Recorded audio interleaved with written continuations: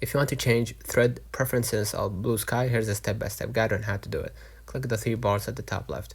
Go ahead to the settings, and you're gonna see right here content and media. Click on it, and basically you're gonna see right here manage saved feeds. In the second option, thread preferences.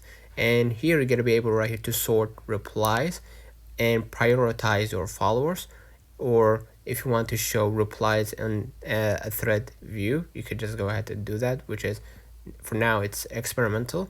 And here you're gonna be able to see the threads right here. If you want to basically sort the threads by the newest or oldest or most liked first, and then basically once you go back, you now applied the settings. So let me know in the comments if this video helped you. Don't forget to like and subscribe, turn on the notification bell to receive every video we upload. Thank you for watching.